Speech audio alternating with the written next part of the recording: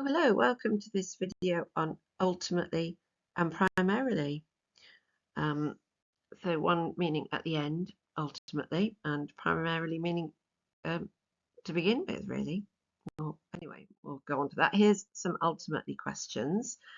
In 12th Night, love causes complications but leads ultimately, at the end of the day, leads to joy. Comedic texts are light-hearted. At the end of the day, ultimately, they have nothing to say about serious matters when you really look at it. Type feel. So, the main thing that goes wrong is people argue with the wrong bit. In 12th Night, love causes complications but leads ultimately to joy.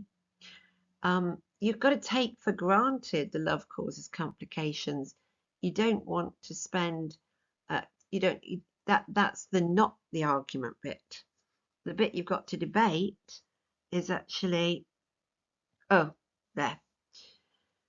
It leads to ultimately to joy, does it?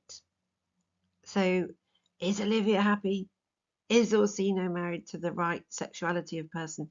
So in 12th Night, love causes complications. Of course it does. But does it ultimately lead to joy? So arguing with the wrong bit. Let me give you another example. Oh, here it is. Comedic texts are light-hearted. Ultimately, they have nothing to say about serious matters. So people will argue about comedic texts are light-hearted. Well, that's taken for granted. They are light-hearted, but underneath and at the end, the bit you've got to argue with is they have nothing to say about serious matters. Well, of course they do. Or when you look into it, they do. Or when you look into it, they brush over serious matters. So the taken for granted bit is light-hearted. The debate is a serious stuff in there. That was my tip. Is that helpful? Just actually do focus on the right bit. So maybe look carefully at the bit after ultimately to see where what you've got to debate. Here's some from primarily.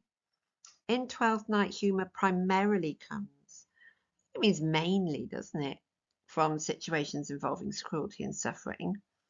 Or in comedic literature, humour is mainly or at the beginning or prime mover provided by the uncultivated behaviour and speech of the lower social classes. So the error is to decide to focus on something else.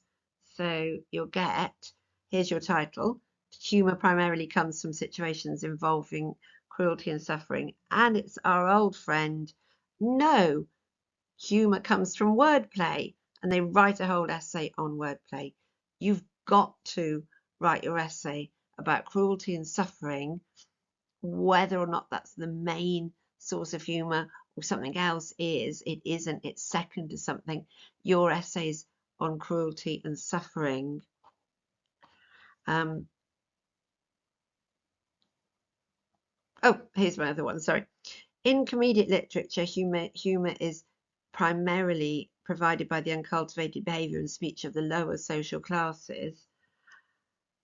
I don't want people to then say, oh no, it's not. It's by rich people. Let me write you an essay about the rich people and the importance of being earnest. No, you've got to write about behaviour and speech of the lower social classes, whether or not it's uncultivated or whatever. Otherwise, you've gone off topic. You're not relevant. So you make sure you do your content and debate box and be crystal clear what the content is. It's got to be cruelty and suffering.